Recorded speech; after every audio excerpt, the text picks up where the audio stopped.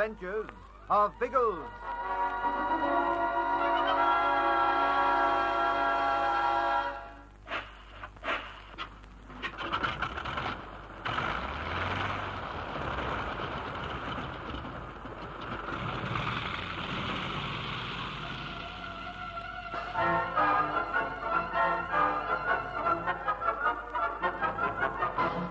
Pat and Algy are delayed at the Latonga airstrip, and by the time they take off in the Oster, the storm is approaching fast.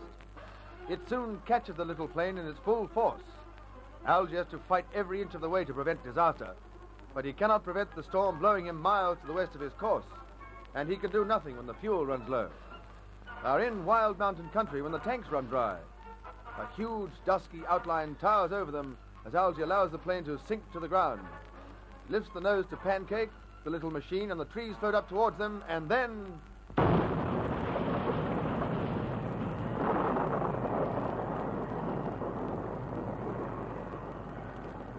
Pat! Pat, are you hurt? No, I came an awful whack against the instrument panel, but I'm all right. Me too. There's a bit of a cut on my forehead you can fix for me afterwards, but we were both darned lucky. Oh, no, Algy. You knew the crash was coming and you prepared for it. No one could have brought the kite down better than you did. Oh, thanks. And that doesn't help us much, does it? My word, it does. We're alive. We wouldn't have been if we'd crashed nose down. All right, I'm a whiz of a flyer. But that doesn't alter the fact that we're stuck amongst the trees on the side of a whopping great mountain in the middle of a storm. I can't fly us out of this spot. There's nothing we can do, Algy. Not while the storm's still going. When it dies down, I suggest we try to make radio contact with Kampala. Yes, we'll do that.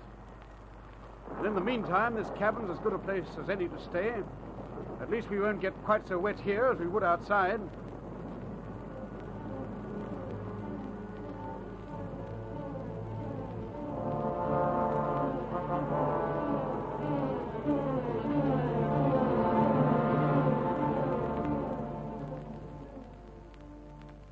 No, it's the same as when we were flying. All I can pick up are the splutters of the storm. We're still too close to it. I'll try again. I might get through eventually. No, you'll waste the battery. That radio's our only link with Biggles, Pat. Let's keep it serviceable. It might be morning before we can use it again, Algy. It's growing terribly dark. Then we'll wait till morning. Biggles wouldn't be able to do anything tonight anyway. In the morning, we can see where we are and set about getting ourselves ready. Oh, it's useless, old bean. The only sound's that belly static. Never mind, Bertie. We wouldn't be able to do anything tonight anyway. Not do anything, but by George we will. We're going out to look for them. Where? Well, between here and Latonga. Ginge, in a severe tropical storm, that little Oster would be tossed about like a leaf. According to reports, the storm was severe, so we can take it for granted that they've been blown miles off their course. Oh, even so, old sausage, we can't very well leave them there. I mean to say almost anything could have happened to the poor old trouts. No matter what's happened, we can do nothing about it tonight. There's no moon, so visibility would be nil. If we went out, we'd simply burn up petrol and our nerves without seeing a thing. Then what are we going to do? Sleep, so that we'll be fit for anything that cracks tomorrow. We'll take shifts to stay in the radio room in case a message does come through. But apart from that, we'll relax until we can really do something to help Pat and Algy.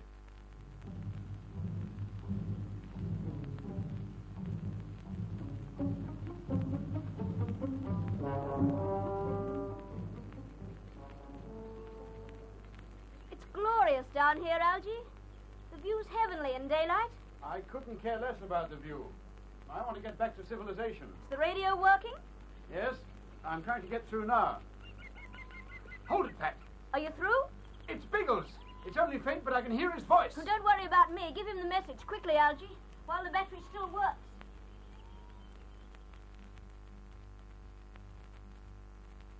Yes, Algy, I have that. We'll come out to look for you immediately. Neither of you move from your position until you hear our kites. Then light a smudge fire to show us where you are and wait for further instructions. Now, when I switch back to you, tell me if you've understood all that and pass on any other details you may have about your position. Reception's growing very bad. Over.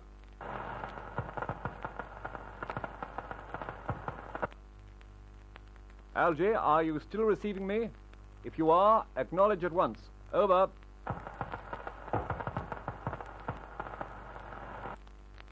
Now, that's all. His battery must have given out. But he gave you their position, didn't he, old Trout? You seemed to jot down an awful lot on that pad. I don't know his actual position. He doesn't himself. But he told me the time he left Kampala, the direction of the wind, and his altitude when he crashed. We should be able to make something out of all that. Do you think so? Well, it doesn't mean much to me, Biggles. The altitude's the most important detail. They crashed amongst mountains well to the west of Latonga. As Algy was trying to fly south at the time, it's undoubtedly, well to the southwest. I'd say they're somewhere in the Ruwenzori range. At what altitude? The altimeter's stuck at a little under 7,000 feet. So if we follow the 7,000 feet contour, sooner or later we should come to them. Well, then, let's ballywell follow it, old bean. We lissies are in our following mood.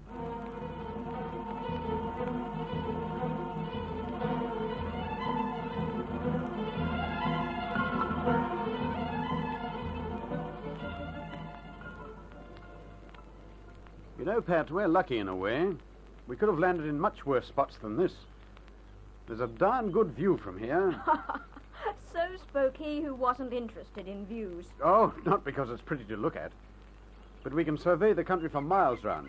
That may be useful to us. Algy, you have no soul. I have a stomach, and it requires more to feed it than that bar of chocolate we found. Now, let's see where we are. Well, we're obviously on a plateau of some sort, and on the edge of forest country. A rainforest. That's the bit I don't like to look at. It spreads down the mountainside until it reaches that bright green strip at the bottom. I wonder what this is, Pat. The green strip? I've no idea. It stretches for miles, doesn't it? It doesn't seem to have any place down there. There's the forest this side of it, and the other side the grassland of the veldt. I can't make out the green strip at all. Oh, look, Algy. There's one of the lakes way to the north. Doesn't it look lovely with the sun glinting on it? It'd look a darn sight lovelier if I knew which lake it was. I don't find that being lost on the side of a mountain gives me an eye for beauty.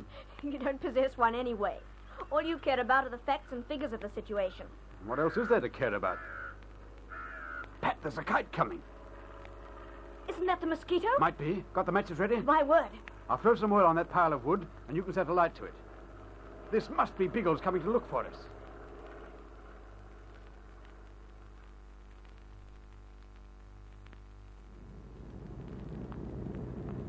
There we are, old Trout. There's smoke coming up from that ridge. That's it, Bertie. Is the parcel ready? Yes, we're clutching it in our hot little hand, ready to toss out whenever we're over them. I'll scribble a note, and you can put it with the other things. Hand me the pad, will you? Here, old bean. Here, we're right, Biggles. I can see them now. There's old Algy waving like Billy-O. And Pat, dear old Pat, she's there too.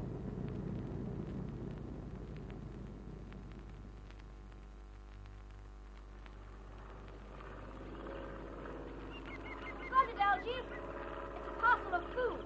Another odds and ends. Is there any message in it? Just a second. Yes, here it is. A note from Biggles. Hey. Start walking down the mountain to the east. Keep heading in that direction and make for the open country of the plain. If you can't get through the forest by nightfall, light a fire to show us how far you've gone. If there's no fire, we'll take it you've met with an accident. Otherwise, we'll wait on the veldt for you. Good luck, Biggles. Give him a wave, Pat. We're right. Well, are you ready? Yes, I'm ready. Now, the rainforests.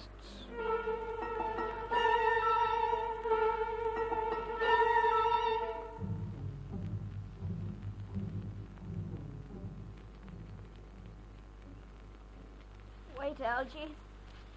I'll have to rest. This going's too hard for me. It's too hard for both of us, Pat. It's like pushing your way through a brick wall. And so hot. I don't know if I'll ever make the bottom. That's why they call it the rainforest. It's so damp and steamy. But we'll hit the plain eventually. Can we have a breather now, though? I honestly couldn't go on without a rest. Yes, but let's find somewhere more comfortable. Vegetation's so dense here, we can't even sit down. There's a little brook or water hole through there. Think you can make it? I think so. We can have some lunch there. That'll make us both feel better. A good scheme. I'll push through ahead of you. It'll make the going easier.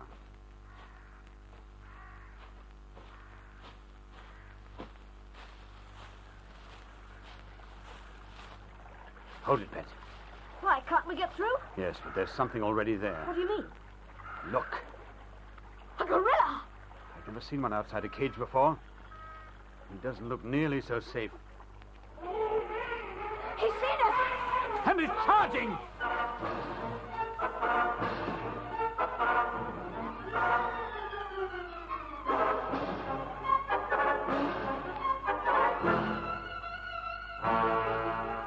Pat and Algy frantically look for a way of escape as the huge ape crashes towards them through the undergrowth. Can they avoid the charge? Will they be able to push through this terrible forest to meet Biggles?